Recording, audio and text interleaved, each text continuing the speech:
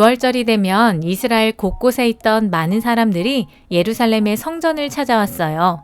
이때 예수님도 성전으로 가셨는데요. 그곳은 물건을 파는 사람들과 돈을 바꾸는 사람들로 가득했어요.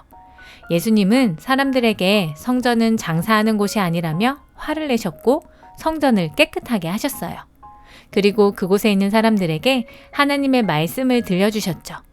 그런데 대제사장과 장로들은 그런 예수님의 행동과 말을 불편하게 여겼어요. 자신들만이 성전에서의 규칙을 정할 수 있고 말씀을 가르칠 수 있다고 생각했거든요. 그들은 예수님께 따지듯 물었어요. 당신은 무슨 권한으로 이런 일을 하는 겁니까? 누가 당신에게 이런 일을 해도 좋다고 허락한 겁니까?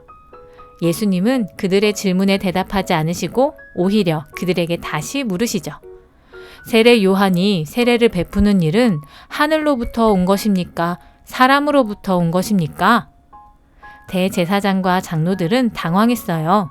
세례 요한의 세례가 하늘로부터 왔다고 대답하면 하늘로부터 오는 세례 요한의 세례를 왜 거부했느냐는 말을 들을 게 뻔하고, 세례 요한의 세례가 사람으로부터 왔다고 대답하면 세례 요한을 선지자로 믿는 백성들이 분노할까봐 두려웠기 때문이에요.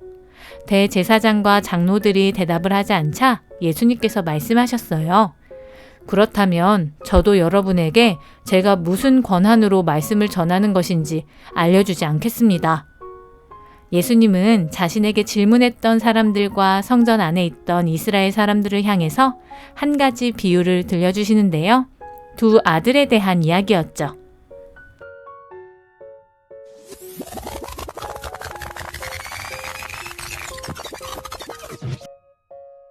포도원을 가지고 있던 주인에게 두 아들이 있었어요. 포도원 주인은 첫째 아들을 불러서 말해요. 포도원에 가서 일을 하거라. 첫째 아들은 네, 아버지, 가겠습니다. 라고 대답했죠. 그런데 첫째 아들은 아버지 앞에서 한 대답과는 다르게 포도원에 가지 않았어요. 포도원 주인은 둘째 아들을 불러서 말해요. 포도원에 가서 일을 하거라.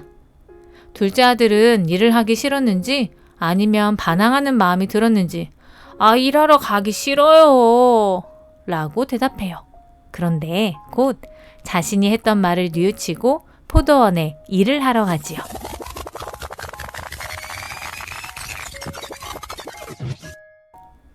예수님은 사람들에게 물어보셨어요. 두 아들 중에 아버지의 뜻을 따르는 사람은 누구입니까? 사람들은 대답했어요. 가지 않겠다고 했지만 마음을 돌이켜 일하러 간 아들입니다. 아버지와의 관계가 불편해서 또는 이런저런 내 생각들 때문에 거부했던 일이라도 자신을 돌아보고 마음을 돌이켜 행동한 사람이 결국 아버지의 뜻을 따르는 사람이죠.